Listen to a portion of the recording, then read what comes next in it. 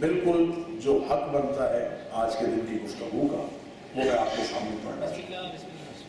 کسی بھی چیز سے ہم گزرے تو ہمیں سب سے پہلے یہ دیکھنا پڑتا ہے کہ جس چیز کے ہم قریب ہوئے تھے ہم نے اس چیز سے وصول کیا کیا۔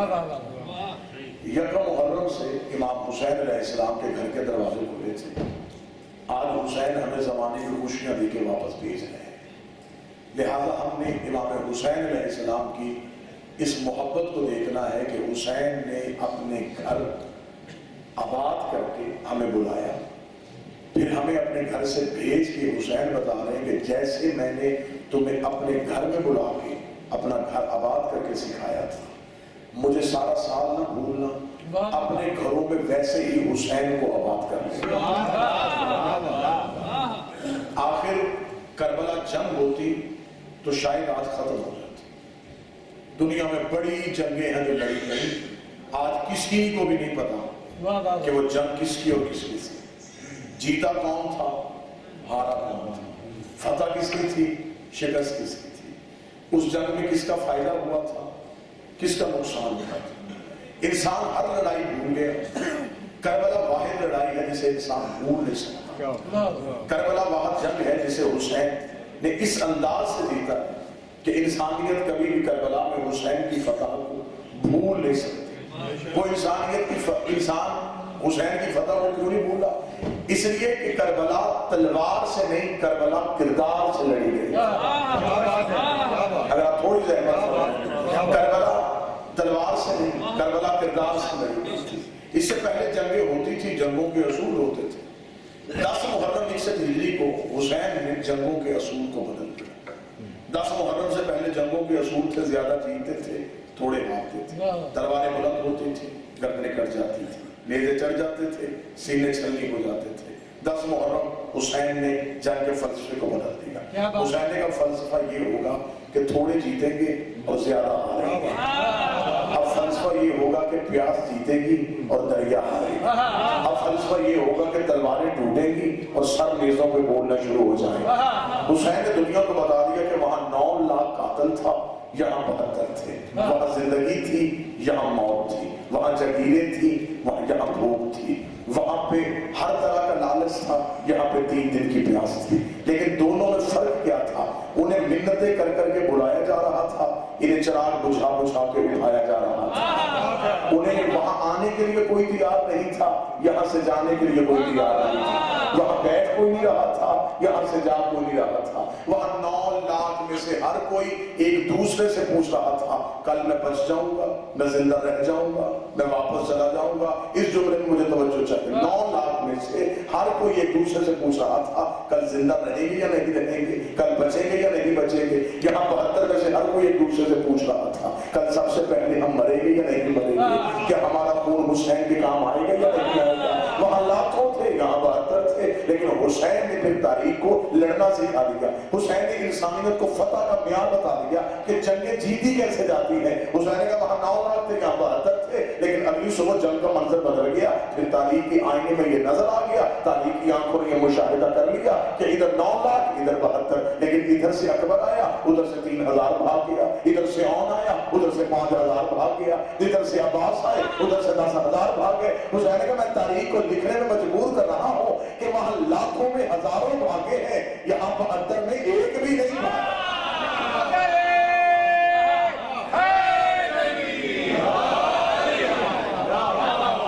وہاں لاکھوں میں ہزاروں بھاگے، یہاں 72 میں جون بھی نہیں بھاگا۔ کیا بات ہے، سبحان اللہ۔ حسین نے دنیا کو بتایا کہ جینا جینا نہیں، مر کے جینا جینا۔ چلے میں اگلا لفظ کہہ دیتا ہوں، حسین نے اپنے ماننے والوں کو بتا دیا، اور حسین اس انداز سے جیت گئے کہ آج پوری دنیا میں اتنے لوگ یزید کے نام پہ جینے کو تیار نہیں جتنے حسین کے نام پہ مرنے کو تیار۔ فلسفہ شہادت حسین کیا تھا؟ امام حسین علیہ السلام نے جنگوں کی تاریخ کیسے بدلی؟ یہ حسین علیہ السلام کی سب سے بڑی جیت تھی کہ تاریخ مورخ نے خیبر کو جنگ لکھا، خندق کو جنگ لکھا، جمل کو جنگ لکھا، صفین کو جنگ لکھا، نہروان کو جنگ لکھا، کربلا کو جنگ نہیں واقعہ لکھا۔ وہ جنگیں یہ واقعہ کیوں؟ اس لیے کہ حسین نے 10 محرم کو جنگ کے اصول ہی توڑ دیے. حسین نے دنیا کو بتا دیا کہ جنگیں تلواروں سے نہیں، جنگیں نظریات سے لڑی جاتی ہیں. نظریہ حسین ہمیشہ کے لیے جیت گیا. یزید چاہتا تھا کہ حسین کے نظریے کو ختم کر دے، فکر حسینی کو ختم کر دے، شعور انسانیت کا دم توڑ دے. امام حسین نے اپنے خون کے ساتھ ایسا چراغ جلایا. اور پھر یہاں میں لفظ کہوں گا جو امام حسین لے کے آئے تھے وہ بھی چن کے لے کے آئے تھے. یہ نہیں تھا کہ کوئی بھی یار حسین نے اپنے لشکر میں شامل کر لیا. یہاں تک ہوا کہ حسین کے ہاشمی بھی پیچھے گھوڑوں پہ آئے ہیں اور حسین نے واپس بھیجے. اور کچھ ایسے ہیں جو آئے حسین نے واپس بھیجے، اور کچھ ایسے ہیں جو گھر بیٹھے تھے حسین نے خط لکھ کے بلائے. اس فلسفے کو ذرا سمجھیے کہ جو آ رہے ہیں انہیں امام حسین واپس بھیج رہے ہیں، جو گھر بیٹھے ہیں انہیں بلایا جائے. کیونکہ دین کو چاہیے تھا خون، اور ہمیشہ خون وہی لگتا ہے جو گروپ ملتا ہو. حسین نے انسانیت کا خون کشید. حسین چاہتے تھے کہ مجھے ہر طرح کی فکر کربلا میں چاہیے. حسین کربلا میں لوگ نہیں لا رہا تھا، حسین کربلا میں سانچے بلا رہا تھا.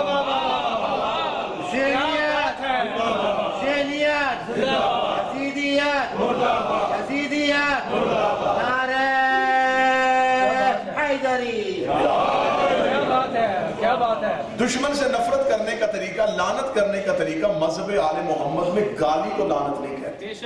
لوگوں نے ہماری لعنت پہ اس لیے اعتراض کیا کہ ہم نے گالی کو لعنت کہا. کردار سے نفرت کرنے کو لعنت کہتے ہیں.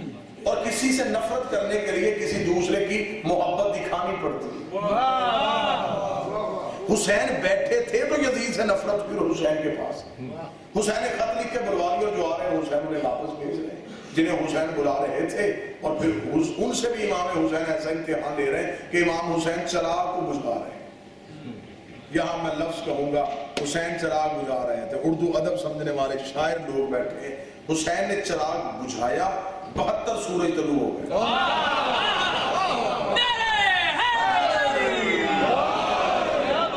چراغ بجھ گیا، کیا بات ہے، 72 سورج طلوع.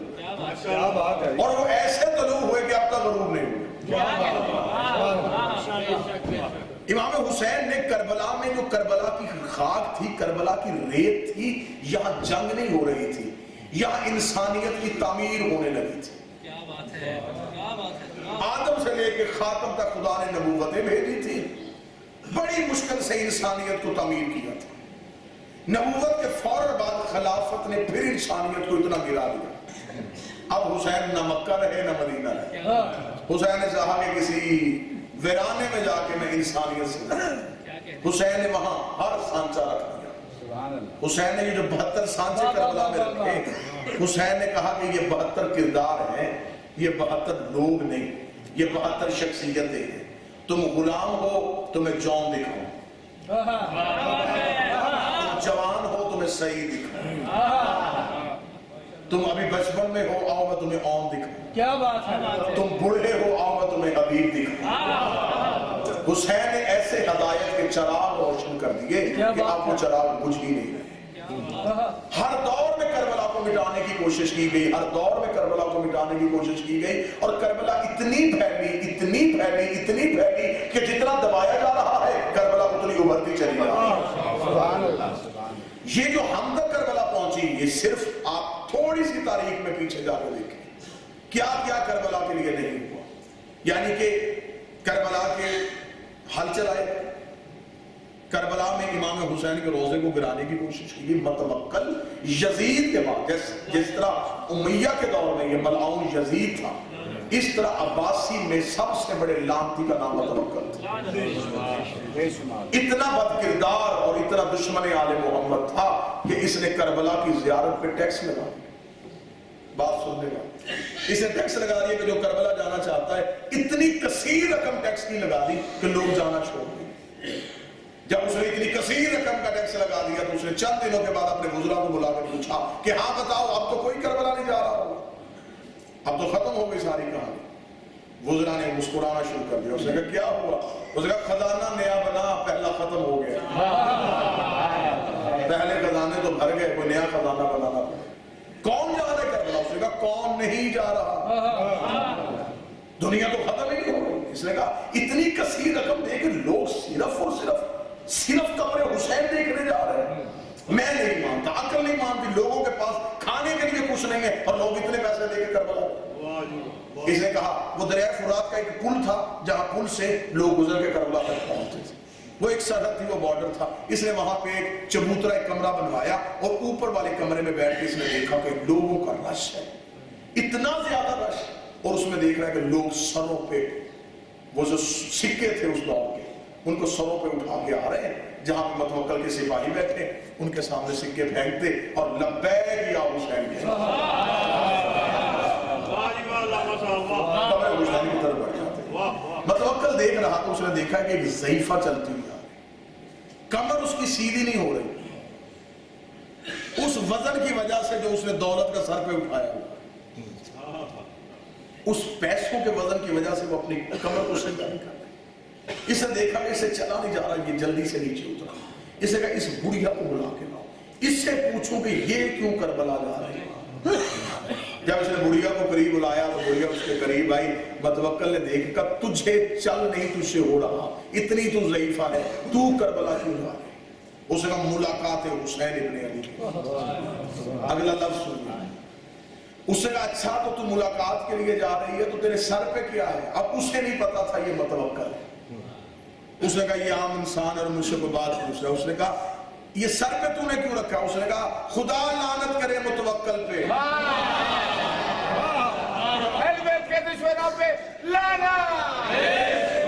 خدا لعنت کرے متوکل پہ, اس نے قبر حسین کے لیے ٹیکس کی رقم زیادہ کر دی. یہ میں قرضہ لے کے آئی زیارت حسین ابن علی. سبحان اللہ. متوکل نے کہا بڑھیا قرضہ اتارنا واجب ہوتا ہے اگر تو مر گئی. اس نے جا رہی ہوں حسین سے ملنے, تب تک وہ مرنے ہی نہیں دے گا جب تک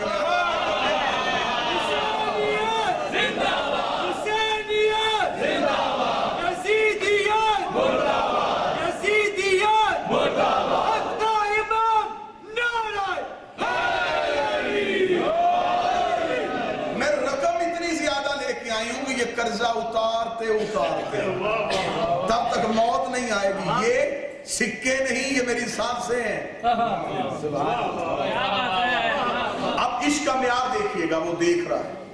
اس نے کہا اچھا تو اگر میں تجھے زیارت میں نہ جانے دوں تو؟ اس نے کہا کیسے؟ اس نے کہا اگر میں تجھے ابھی موت دے دوں, کیونکہ میں متوکل ہوں, میں ابھی تجھے موت دوں گا. اس نے کہا بڑھیا کو اسی کمرے کے اوپر جا کے فرات پہ اس کو دھکا دے. جب اسے کہا میں ابھی تجھے موت دیتا, تو کہہ رہی ہے حسین سانسیں بڑھائے گا جب تک قرض ادا نہیں ہو جائے گا. جملہ دل میں لکھنے کے لیے. جب اسے کہا میں اگر ابھی تجھے موت دے دوں, بڑھیا کے چہرے میں مسکراہٹ آئی. اس کا موت سن کے کیوں مسکرا رہی؟ اس کا تیرا شکریہ ادا کرتی ہوں, زیارت مہینوں میں ہو رہی تھی تو لمحوں میں کروا رہا.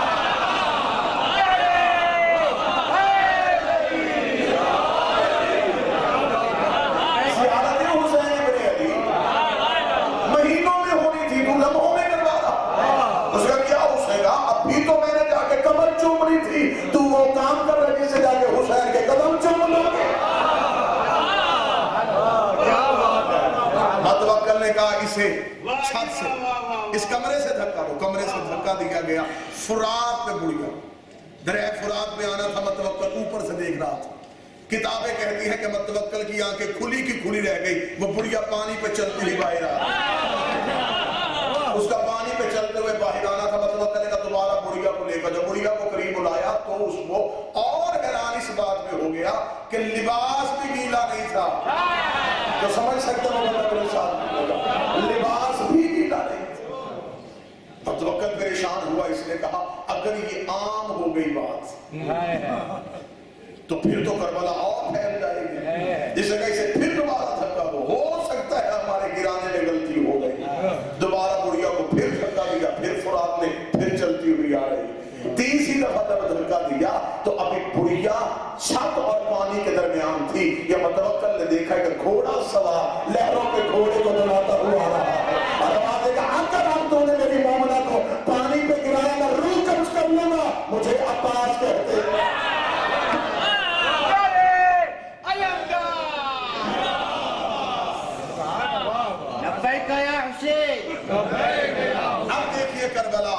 آباد. کتنی آباد ہے کربلا؟ چہل میں اس دفعہ 5 کروڑ عاشق قبر حسین پہ تھے. سبحان اللہ. مکہ کا اور کربلا کا موازنہ نہیں، لیکن صرف ایک لفظ پڑھنے لگا. مکہ میں زیادہ سے زیادہ ریکارڈ رش جو دیکھا گیا وہ 45 لاکھ. انتظامات پھر بھی مکمل نہیں. پریشانی. جمعی حج کا موسم آیا، جو چیز 1 ریال کی تھی وہ 2 کی ہو گئی، جو 5 کی تھی وہ 10 کی ہو گئی، جو 50 کی تھی وہ 100 کی ہو گئی. ایسا ہی. کربلا 5 کروڑ. نہ کھانے پہ لڑائی، کیا بات. نہ پینے پہ لڑائی. حسین کا گھر سے آنا تو نے ہے، کھانا جانے حسین. 45 اگلی لفظ اسی جملے میں میرا مالک شاید کسی کے دل سے آ نکلے اور اگلے سال وہ چہلم امام حسین علیہ السلام کی زری پہ ہو. مالک ہر کسی کو زوار حسین آئے. ابھی تو ظاہر حسین کی فضیلت ہی نہیں بتائی گئی کہ زیارت حسین کی فضیلت کتنی زیادہ. لبیک یا حسین. ایک لمحے کے لیے صرف اتنا سوچ لیجیے کہ وہاں 45 لاکھ، یہاں 5 کروڑ.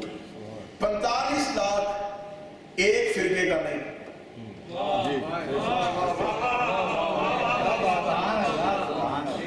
میں لفظ ٹھیک کہہ رہا ہوں. یہاں 5 کروڑ صرف ایک فرقہ. اگلا جملہ کہوں وہاں 45 لاکھ حج کے لیے آ رہا اور کوئی واپسی پہ سند نہیں لے کے آتا کہ قبول ہو گیا. وہاں پہ کوئی نہیں بیٹھا ہوا یہ کہتے ہوئے کہ تیرا حج قبول ہے. واپس آئے گلے میں پھولوں کا ہار ہو، اس سے پوچھا جائے سنا وہ کہتے دعا کر اللہ قبول کرے. محنت تو میں نے بڑی کی ہے، اللہ قبول کر لے، اللہ قبول کر لے. وہاں قبولیت کی سند کوئی نہیں. حسین قبول پہلے کرتے ہیں بلواتے ہیں.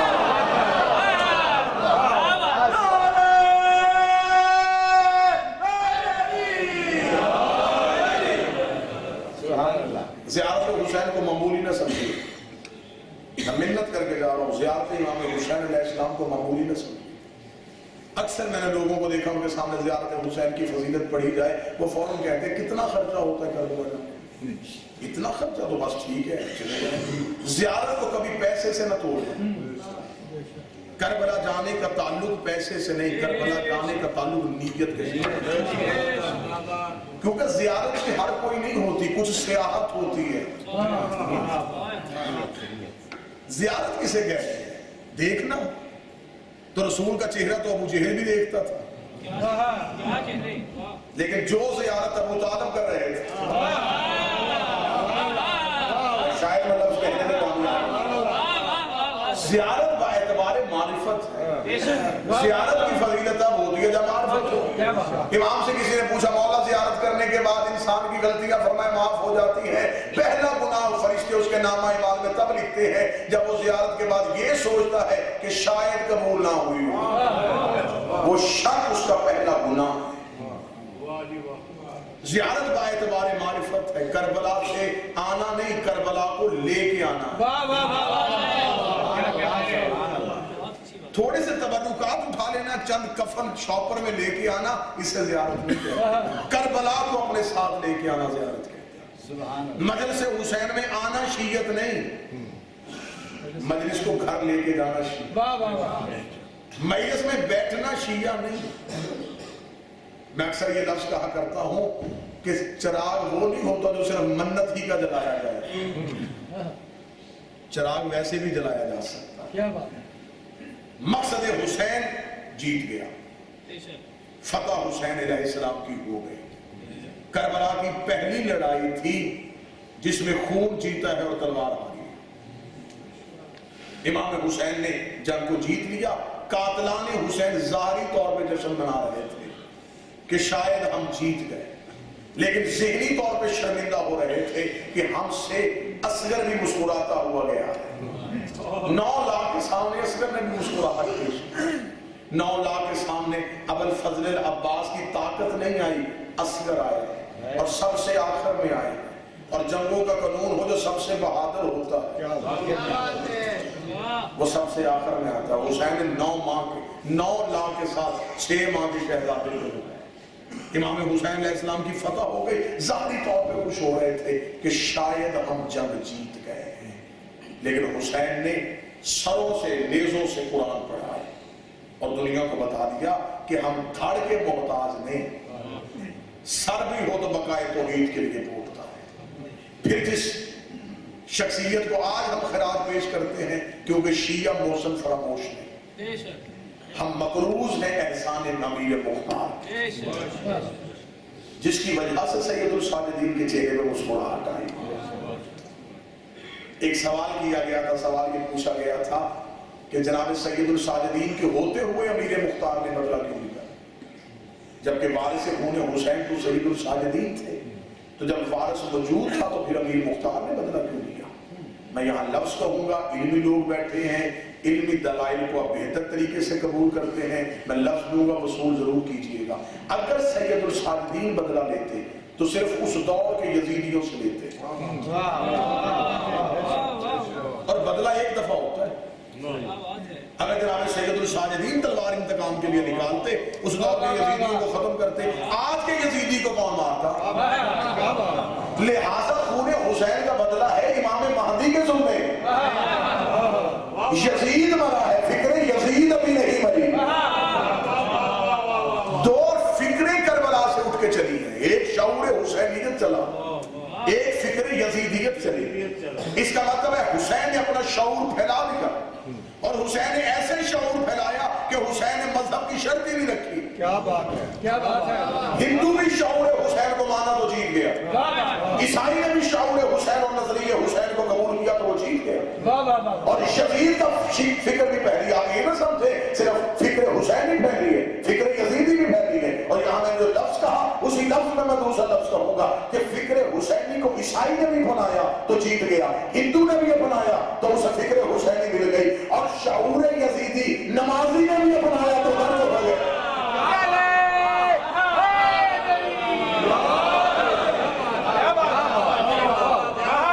کربلا میں عمال دیکھیں، نماز ادھر بھی ہے، نماز ادھر بھی ہے، وہ معرفت کے بغیر، یہاں محبت آل محمد۔ حسین نے شرط لگا دی، لوگ کہتے ہیں صرف حسین حسین کرنے سے کچھ نہیں ملتا جی، صرف حسین حسین کیا فائدہ دیتا ہے؟ یہ جو بندے صرف حسین کہتے ہیں، آؤ میں تمہیں صرف کی اہمیت بتاؤں۔ حر کے پاس نماز تھی، صرف حسین نہیں تھا۔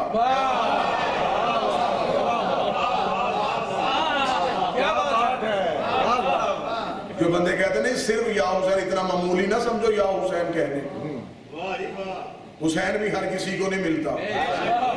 مولا امیر المومنین سے کوفے سے ایک بندے نے پوچھا تھا، مولا یہ لوگ آپ کی بیعت کیوں نہیں کرتے؟ علی نے فرمایا میں کروانا نہیں چاہتا۔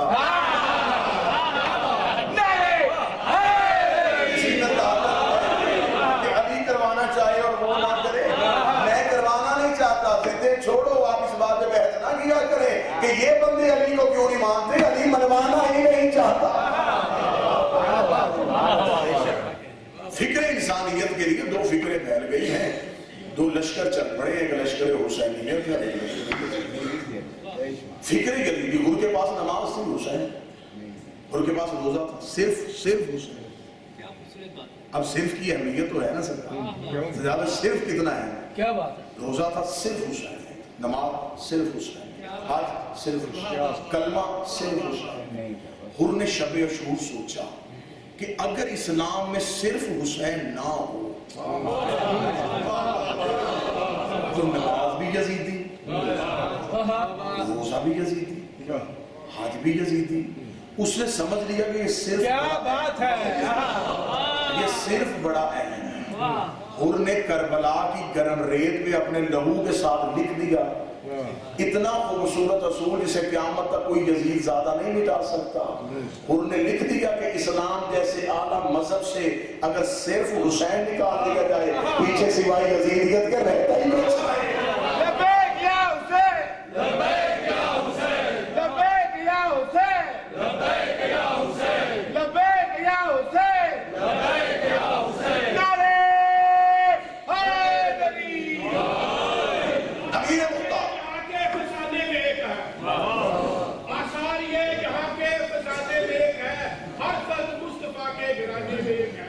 تیرے یزید جیسے ہے دنیا میں انگنت، لیکن میرا حسین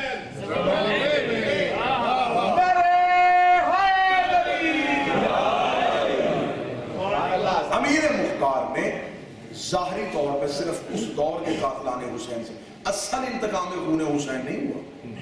اصل انتقام خون حسین اس کے پاس ہے جسے منتقم اللہ کہتے ہیں، اللہ کا انتقام لینے والا.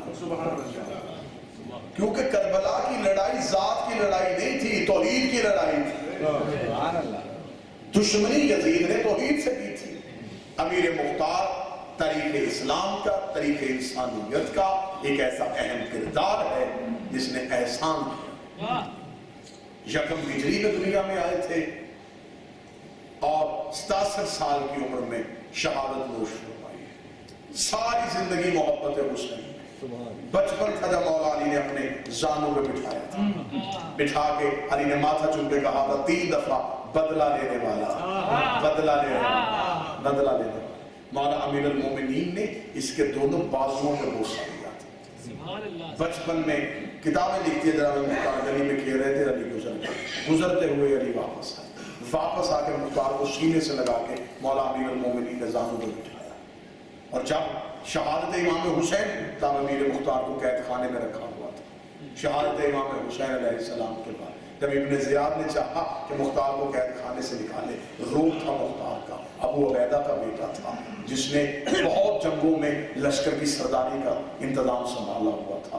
لڑتے تھے، ڈرتے تھے لوگ مختار سے. مختار کو زنجیروں میں جکڑے ہوئے زندان میں رکھا ہوا تھا. 17 سپاہیوں کو بھیجا کہ جاؤ مختار کو لینے کے لیے جاؤ. 17 سپاہی آ کے زندان کے دروازے میں کھڑے ہو گئے. اب کسی کی ہمت نہیں ہو رہی کہ نیچے اتر کے جا کے مختار کو ابن زیاد کا پیغام دے. باہر سے کسی نے کہا مختار تجھے حاکم نے دربار میں بلایا ہے. مختار نے اپنی کڑیوں سے سر کو اٹھایا، سیڑھیوں کو عبور کرتا کرتا مختار دروازے پہ آیا. عرصے کے بعد مختار نے سورج کو دیکھا، سورج کی طرف دیکھے مختار نے کہا یا علی مدد. سبحان اللہ. انہوں نے کہا مختار تو اب بھی علی کا نام لیتا ہے. انہوں نے کہا تم نہیں سن سکتے، اسے سلام کرنا جو میری طرح اسے محبت کرتا. زندان کی زنجیروں میں جکڑ جکڑ کے مختار کا جسم لاغر اور کمزور ہو چکا ہے، ارادہ مضبوط ہے. کڑیاں ہیں، پاؤں میں بیڑیاں ہیں. 17 سپاہی تلواریں نکال کے کھڑے. مختار تجھے دربار میں لے کے جانا. مختار نے کہا شرط ہے، میں آگے چلوں گا، تو میرے پیچھے چلے. ادھر ابن زیاد میں 350 بندہ دربار میں کرسیوں پہ بیٹھا ہوا تھا.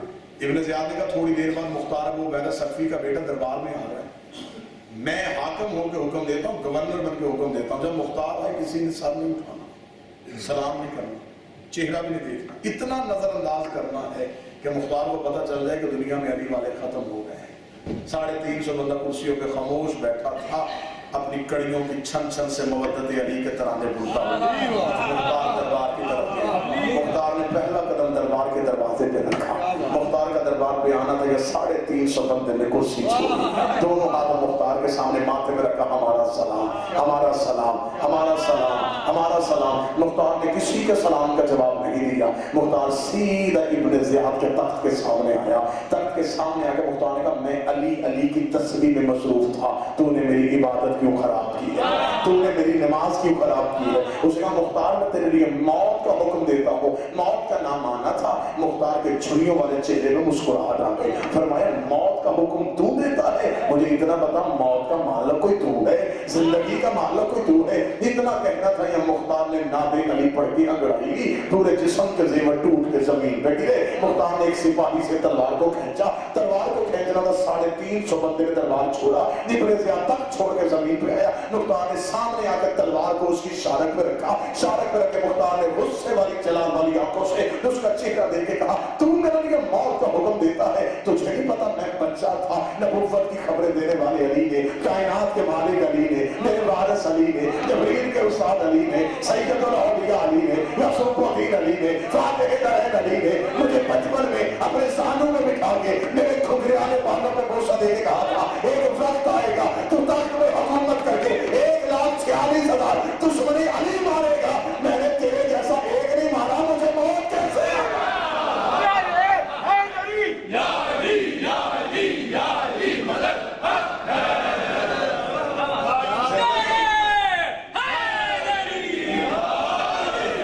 زندگی اسے دوں گا جس سے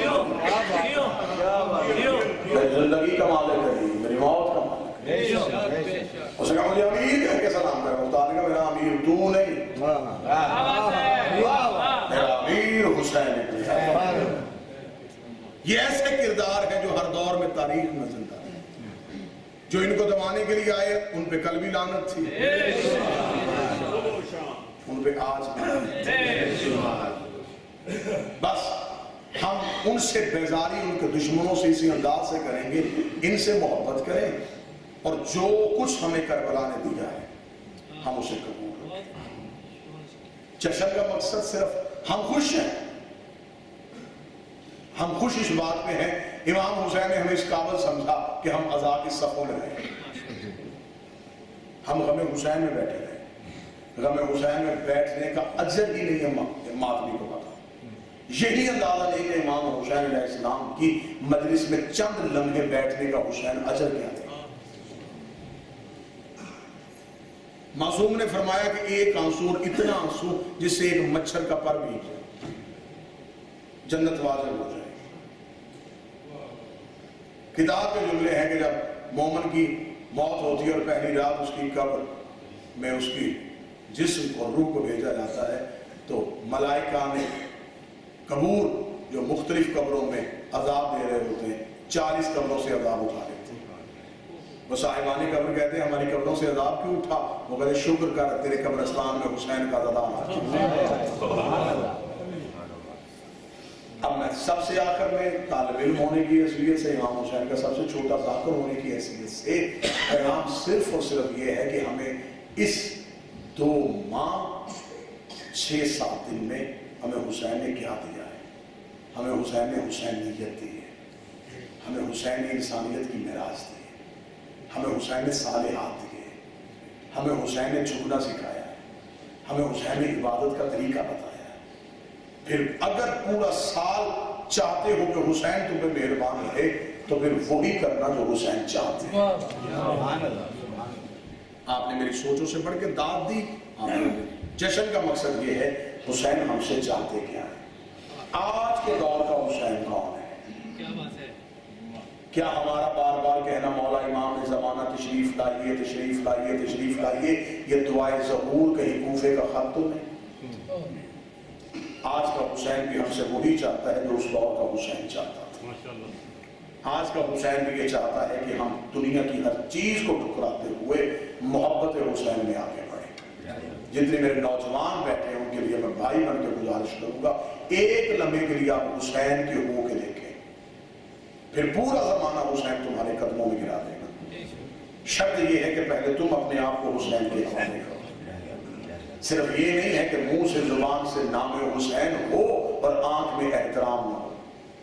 قطر اس بندے کو کوئی حق نہیں ہے یزید پہ لعنت کرنے کا جو خود شراب کھاتے ہیں، کوئی حق نہیں ہے اسے اذان علی اکبر سن کے ماتم کرنے کا جو حسین کے سجدے کو بھلا چکا ہو، کوئی حق نہیں ہے اسے اس نمازی کو خاک شفا کو سامنے رکھنے کا جو حسین کی عزاداری کو بدعت سمجھتا ہو۔ سبحان اللہ سبحان اللہ۔ آج ہم اتنے گروہوں میں بڑھ چکے ہیں، اتنے گروہوں میں بڑھ چکے ہیں کہ ہم ایک دوسرے کی سوچ کا احترام کرنے کے لیے تیار ہیں۔ سب سے بڑا ظلم اور سب سے بڑا ستم یہ ہے کہ ہم ایک دوسرے کو سمجھنے کے لیے تیار ہیں۔ ہم ایک دوسرے کے الزامات کی اتنی جلدی بارش کر دیتے ہیں کہ ہم اگر کسی میں کوئی غلطی ہے کوئی تنقید کرنی ہے اسے تنہائی میں جا کے یا اس کے گھر جا کے جو آل محمد کا طریقہ ہے۔ مجھے اندازہ ہو رہا ہے کہ میں چھوٹے منہ سے بڑی بات کر رہا ہوں، ہے جسارت لیکن میں کیا کروں، تقاضا منبر یہی ہے، حق کے منبر یہی ہے کہ ہم آل حسین کے گھر سے ودا ہو رہے ہیں۔ اور معاذ اللہ سما معاذ اللہ میں نے کئی جگہوں پہ دیکھا کہ جشن آل محمد کو جشن عقید زہرا کو اس طریقے سے منایا جاتا ہے جس طریقے سے جناب سیدہ بھی اجازت نہیں دیتی۔ خوشی منانے کا مقصد یہ ہے کہ ہم خوش ہو گئے کہ حسین ہم سے راضی ہو گئے، ہم اس بات میں خوش ہیں کہ ہم نے حسین کے احکامات کو قبول کر لیا، جو حسین نے ہمیں دیا تو ہم نے قبول کر لیا۔ ان کے دشمنوں سے ہم بیدار ہیں، اتنے بیدار ہیں کہ ہم ان کا نام سننے کے لیے بھی تیار ہیں۔ جتنی دیر ہم نے ان کا نام سننا ہے اتنی دیر ہم علی کے نام کی تسبیح نہ کریں۔ نفرت ہے کردار سے، محبت ہے کردار سے، صرف نام کی لعنت نہیں۔ خود اندر یزیدی حرکتیں ہوں اور یزید پہ انسان لعنت کرے تو لعنت کا دماغ خراب ہے، وہ سفر کرے۔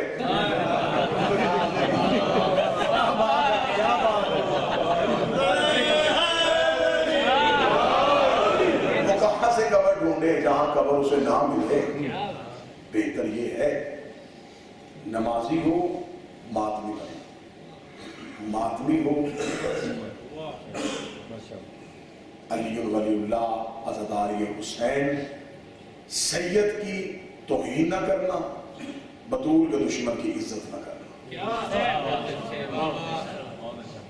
بزرگ کی عزت کرنا۔ امام حسین علیہ السلام کے جتنے بھی شاعر حسینی ہیں، چاہے وہ علم ہے، چاہے وہ شبیہ مہندی ہے، چاہے وہ تعزیہ ہے، اسے مذاق نہ کرنا، اسے چھوڑنے کی کوشش نہ کرنا۔ یہ عزاداری رسم نہیں ہے، ہماری عبادت ہے۔ امام بارگاہ سجدے تب ہیں جب اس امام بارگاہ میں حسین کا نام لیا جا سکے۔ فکر انسانیت کی معراج کو کربلا کہتے ہیں۔ بزرگ چھوٹے سے پیار کرے، چھوٹا بزرگ کا احترام کرے، علماء کا احترام کرو، ذاکرین کا احترام کرو، علی ولی اللہ کو اپنا مذہب سمجھو، تشیع سمجھو، عقیدہ سمجھو، پہچان سمجھو، دن رات علی سے اتنی محبت کرو، اتنی محبت کرو، اتنا پورا سال علی علی کرو کہ دنیا تم سے تنگ آ جائے کہ اسے علی کے سوا کچھ آتا ہی نہیں۔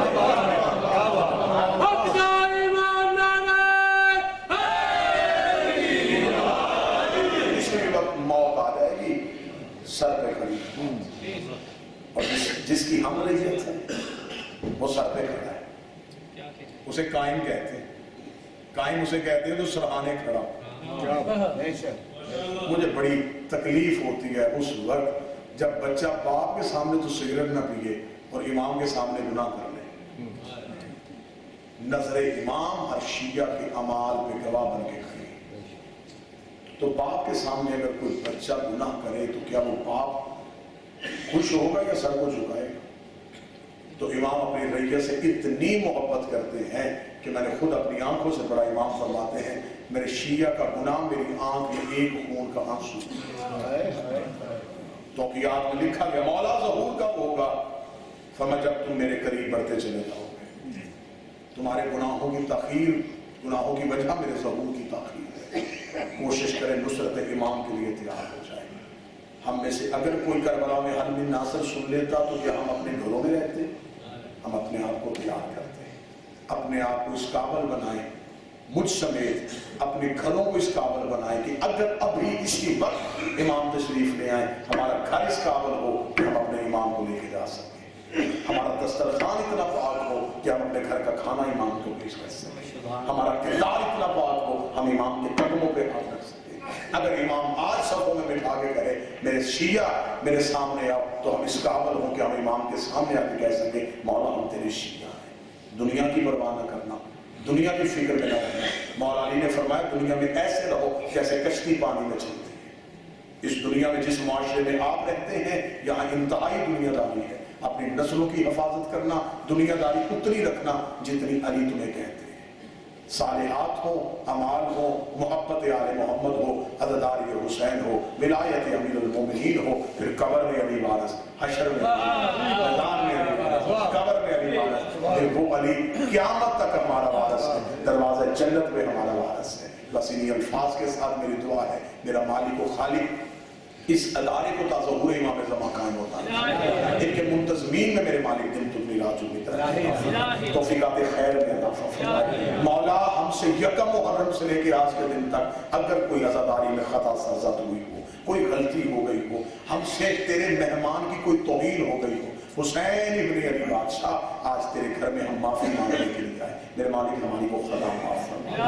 میرے مالک ہمارے کسی آنسو میں، عزاداری کے کسی عمل میں کوئی ایک لمحے کی ریاکاری ہو، میرا مالک وہ ریاکاری کو معاف فرما۔ میرے مالک ہمارا ماتم خلوص میں شامل رکھنا، ہماری عزاداری خلوص میں شامل، عبادات کو خلوص میں شامل۔ مولا ہم پہ اتنا راضی ہو جا، اتنا راضی ہو جا ہمیں امام زمانہ کے لشکر میں شامل فرما۔ مالک ہمارا شمال وقت کے امام کی ریت میں فرما۔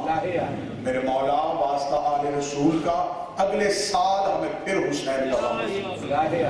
میرے مالک جو پچھلے سال تھے آج ہم نے نہیں، آج الوداعی مجلس میں تجھ سے دعا کرتے میرے مالک وہ جہاں بھی ہوں انہیں پہلو حسین عطا فرما میرے مالک واسطہ محمد و آل محمد کی عزت کا جو بیمار ہیں انہیں طبیب کربلا کا واسطہ صحت کلی عطا فرما بالخصوص وہ جو بچہ بیمار ہے کیا نام حسن میرے مالک واسطہ ہے حسن مصطفیٰ کا اور جو مومنہ آئی ہیں اس کے علاوہ جتنے بیمار ہیں جن کے ذہنوں میں دلوں میں بیماروں کے نام ہیں میرے مالک تو سب کچھ جانتا ہے تجھے آل رسول کی عزت کا واسطہ عزت زہرا کا واسطہ مسکراہٹ سجاد کا واسطہ انتقام خون حسین کا واسطہ انہیں مکمل صحت عطا فرما جو بے اولاد ہیں میرے مالک انہیں حسین کے عزادار ماتمی بیٹے عطا فرما نیک کامل الخلقت صالح فرزند عطا فرما جن کی بیٹیاں ہیں نصیب کی وجہ سے پریشان ہیں